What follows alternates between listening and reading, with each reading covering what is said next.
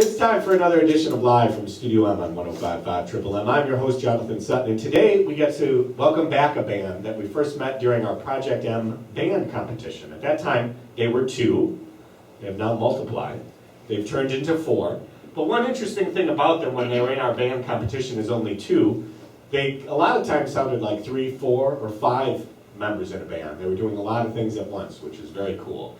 They've been compared to Crosby, Stills, Nash, and throw in Young too, the Avett Brothers, the Head and the Heart, the Counting Crows, Mumford and Sons, but I just like to think of them as Emerald Grove. So let's hear a song from them live from Studio M. 1, 2, 3.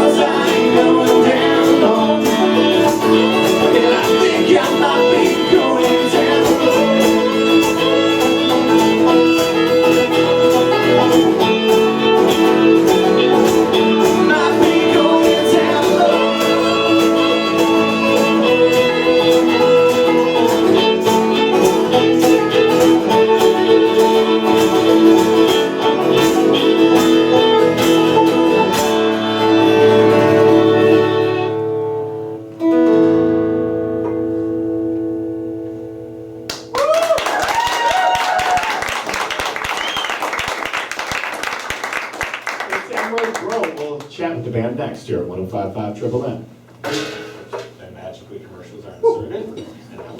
We're back live from Studio M on 105.5 Triple M. Our guest today, Madison's very own Emerald Grove. And Kyle, I guess, do you want to do the introductions Sure. of everybody? Absolutely, absolutely. To my right, stage left for everybody listening, we got the Reverend Jake Stroup over here on the mandolin. We got former child actor Corey Feldman here on the banjo. And we got the lovely Angela Wahlberg on our fiddle. So, and you, I'm sorry, you have to say that you're No, Kyle. and I'm the legendary, yes, Kyle. And very modest. So, Kyle, you and Corey found each other originally. Let's go back to that. Yeah, story, please. absolutely. Corey and I have been playing music together since we were probably about 15 or 16. I think our first song we wrote was about the Mayans in Western Civ class, which is a pretty stellar one that we might bring back. But yeah, through the years we played a lot of rock, a lot of hardcore. We both had a lot more hair, a lot tighter pants, and here we are today. I think Corey might say, speak for yourself when it comes to the hair, right? Oh yeah. I think you're But so did you both come from musical backgrounds then, or you two were just like, music is awesome, let's kind of teach each other, you know, like, give us a little blend there. Well, Tell the true story, Corey, because we don't know. true story. Well, I remember getting into guitar when I was 12, playing acoustic, and then got together with Kyle. He always used to play, and I think the first song we ever played together was Creed. Higher, if I believe, yeah. Wow. Yeah. So, you know, from there, just Went right to band? Yeah. But how, as far as this sound that you have, and I mean, why did you go in that direction? How did that happen? Well, like I said, we played a lot of heavier stuff back in the day. We just kind of, I don't know, kind of progressed into this sound and wanted to play more traditional music, traditional instruments, so. We grew out of that teenage angst and pain and suffering, and made it to here. We made it out alive. You got girlfriends, is what happened. Basically what happened. As far as the songwriting process now, how does it work? Is everybody in on it? Is this a dictatorship? What's going on? Some would consider it dictatorship. No, we everybody's gonna bring something to the table, and we work on it. Somebody brings an idea, and I think we all work really well together, and you know, respect each other, trust each other, and have a little fun while we're doing it. So pretty much everybody brings something to the table. Jake is moving his eyes like in a weird way, like, it's not true, I can't say anything. Jake, it's okay, you're safe here. It's completely true. Yeah, I came to the band, I was the last member to join up with these three other guys, and it was immediately very comfortable, I felt like. I mean, it's a very comfortable songwriting space where we all can just throw out ideas, and if it's a bad idea, people will tell you. If it's a good idea, people will tell you. And we just sort of, the creative process really works. Nice. That didn't sound scripted, I think. It sounded sincere, I believe him. Yeah, I don't think he's being held captive. No, he was practicing that the whole way over here. All right, let's hear another song from Emerald Grove. What you got for us? This one's gonna be one Jake wrote for us. Is there a story, Jake? Anything? Or just like how? The song's called Jerry Lee's Song. Okay. Jerry Lee is not a real person. He's a character from a book. I read a book, The Motel Life, by Willie Vallotton. There's also a movie of it. But it's really sort of this dark Americana sort of scene, and sort of leaves the characters wondering like why these bad things keep happening to me. And I think that Willie Vallotton's books generally lend themselves well to songs. So I wrote a character from the point of view, or wrote a song from the point of view of the character, Jerry Lee. Wow. Impressive. Usually Kyle's like, I saw a pretty girl walking around. Yeah. Okay, here we go.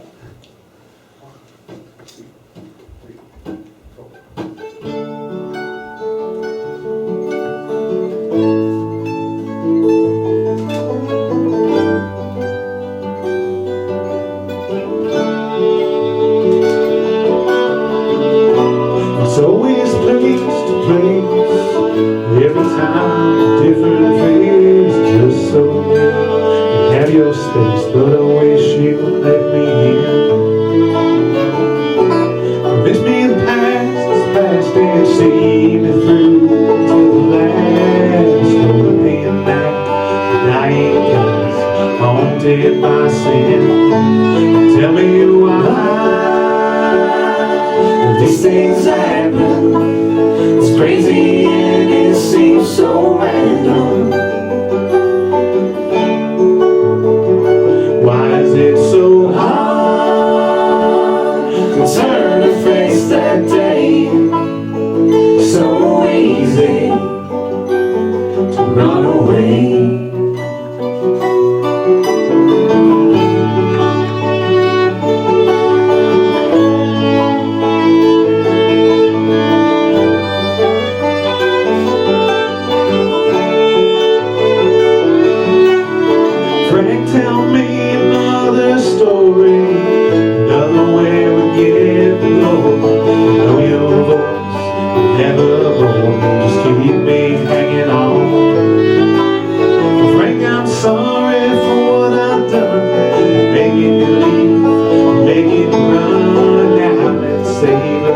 setting sun, 'cause it could be the last one.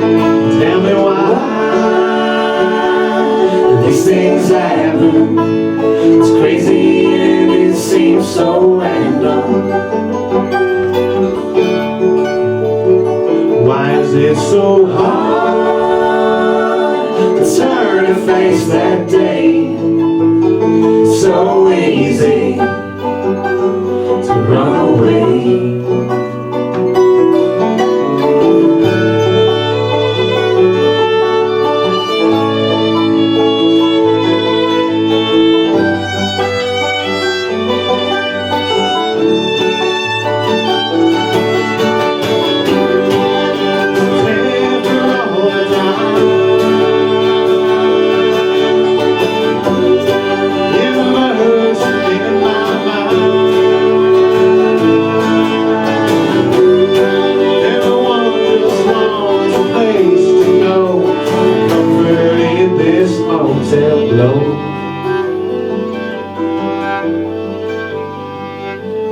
Tell me why these things happen.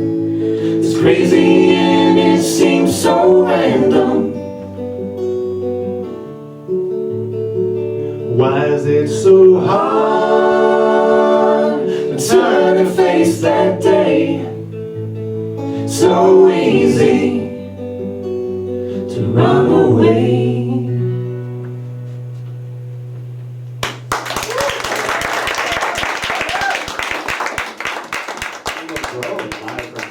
That was beautiful. And your harmonies are friggin' awesome. They sound great. That's the technical term. Angela, so you're the violinist in the bunch here. Yeah. Did you, so you grew up starting with classical, right? Yes, that's correct. Right. So I did that for a short time. Oh, For like- excellent. Not really. For like 2 years, and I was really bad. But do you come from a musical family or I a do, classical yeah. music family, or what's the? Well, my grandfather is a jazz musician in the Milwaukee area, and he still plays to this day. I was at a jazz benefit for him and on Sunday and played with him. Wow. And he has 11 children, and half of them are professional musicians around the country and professors of music and whatnot. So. Wow. Okay. Yeah. So are most classical then, or not? Or all over the place? Classical and jazz. Okay. As well, I have an aunt that plays with Broadway too, so in New York. Very impressive. So did you then do classical, and you still sometimes dabble in it, or now? Yeah, absolutely. I studied violin in college as well, and I grew up with the Suzuki method, which is a very common curriculum for violinists growing up as well. It also shows you that if you work hard your entire life from childhood until now, you can be in a very small local band one day. Well, so did they corrupt you, or like how did they? Were you playing like some kind of classical recital and they found you, or what happened? I actually knew Kyle from college. I was roommates with his now wife, and so we connected in college. And he was actually in one of my music classes with me for a very short while. She knew me in my prime. Wow. So does your wife play then? She doesn't, but she does sing around the house quite a bit, so I might take some things from her. I bet. Okay. She's a dancer. She's a good dancer. Yeah, Very she's good. a You could have that. So what? You could have a dancing aspect of it. But so why did you guys expand it then to? I think Corey and I were playing and it was great, but if you have two people and doing what we were doing, if you're playing a little softer stuff, I think it kind of works. But the songs we were writing kept getting harder and harder and a little bit more complex, and it just sounded a little empty with two people. So we knew Ange, we knew she played with her a little bit. She's a really good singer as well, so she signed on with us and signed the contract on with us, Right. of course. So we got her for 2 years at least, so that's good. But then it just kind of worked with her, and then we wanted to add one more and somebody that was crazy good at mandolin, and that's where Jake came in. Right. Does anyone say you kind of could be like a Fred Armisen character? A little bit. I've actually heard that one other time. Yeah. So I know this works well for those listening on the radio, but you kind of look like you could be like one of his Portlandia characters. Really? Don't you think? No? Absolutely. No? Or do you get it somebody else? No, one other person thought I looked like Fred Armisen, but Okay. Use that. I think you guys should use Use it. Yeah. Emerald Grove featuring Fred Armisen. Okay, so probably more music, really. Why that's why people are here is to hear the songs. So we had a beautiful one from Jake that he wrote. That was very nice. Now what's next? Jake usually plays that one and brings the crowd down and gets it real depressing in here. So then we like to kind of pick it back up a little bit. So Corey's going to play one of his. Okay. Do we have a story behind this one? Or? It's been, You're about to make one up. yeah, we're gonna go with this. No, it's mostly just about kind of living in the moment, and it's kind of a generic message, but it had a big meaning to me when I wrote it. So it's just basically. Did it come fast? That's always interesting too. How long songs take to write. Yeah, it did come fast. I mean, I always had like a chord progression down I wanted to do, but when I started writing, it just came out. So that's the best way to do it, I think. Absolutely. So here's generic. What's it called? I'm sorry. Feels like home. All right. It's Emerald Grove live from Studio M.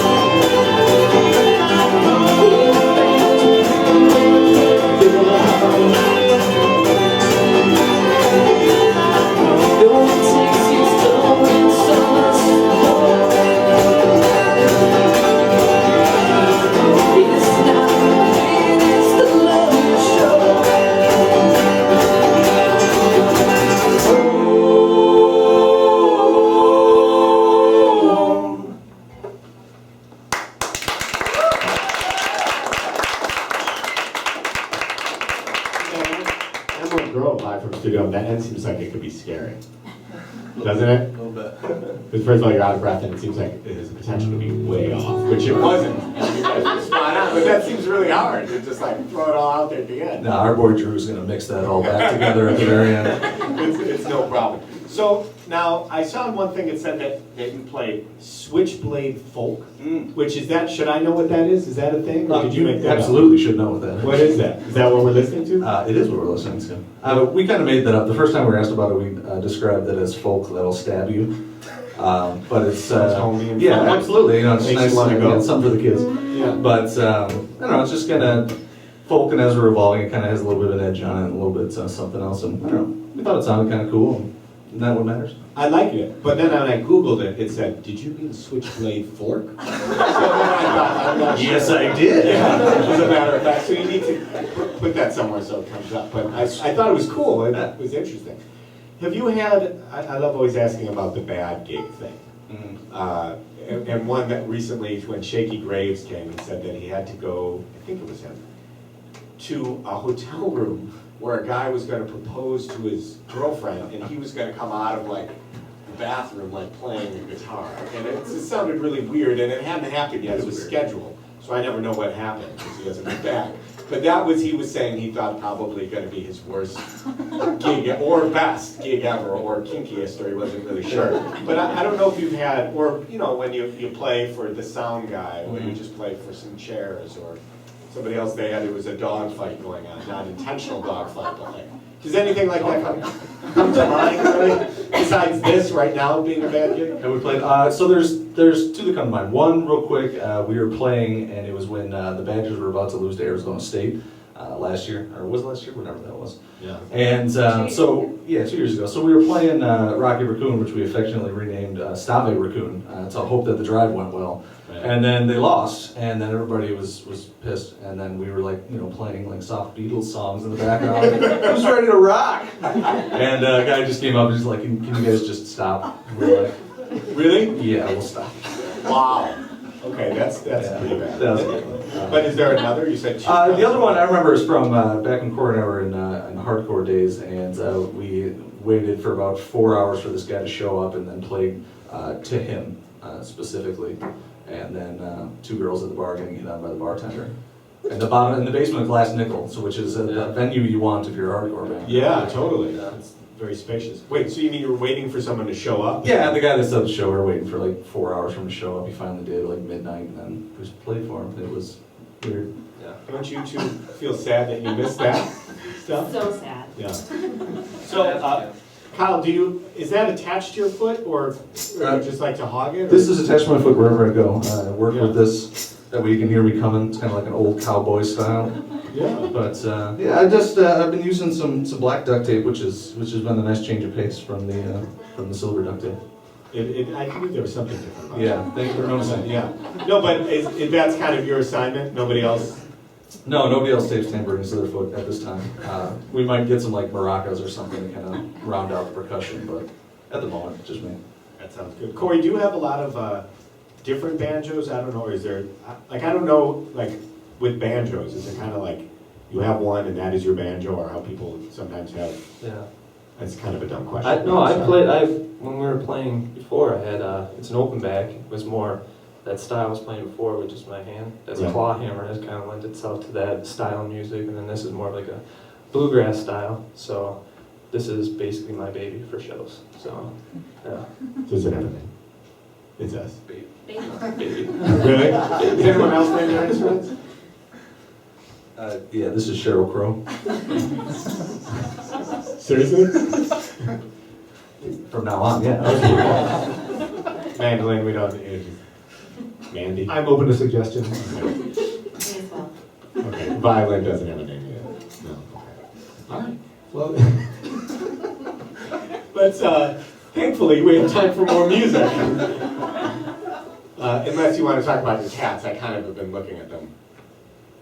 This one right here? Yeah, what's going on over there? Again, this is great for radio, but So this is it's from a band called Atreyu. I don't know if you're a hardcore band back in the day. I think they're still around. Live, Love, Burn, Die. We were at their show. Oh, what was that called in Regent Street back in the day? Regent Street Retreat. Yeah, it was the Annex at the Annex, time. Annex. And they were playing a show, and it was a bunch of us there, and they pulled us up on stage during that line. So I just thought I could write that and Get a tattoo. put it Did they know permanently you on my did arm. No, I have no idea. So what does it say? It says live, love, burn, die. Did they do it there? I don't remember at the Annex if they did tattoos right on the spot. I mean, Unfortunately, on the spot. So I you would have been on left. the spot. Yeah, I laughed. Did you go that night? No, it took about a month, but still, the memory was sticking out. Wow. So That's impressive. You could have got a henna tattoo that night. yeah. Does anybody else have any ink or? No, no. You the just only covered rebel. for everybody. He's the only rebel. Yeah. All right. Now let's hear one more song. What have we got? What are you gonna do? This is one we like to end with. Ooh, nice buzzing there. That's nice. This is a song we wrote not too long ago, and I don't know. We like it. It's kind of nice. Starts I off hope you nice. like all your songs. Yeah, don't you? not all of them. Not the ones that certain people write, but you know. But no, it starts off kinda nice and sweet, and then picks up towards the end. So kind of like That that. switchblade thing. It's very switchblade. Okay. What's it called? It's called Maria. Not like Maria. Not that one. like our one. Live from Studio Lab. Mm-mm. That's not work.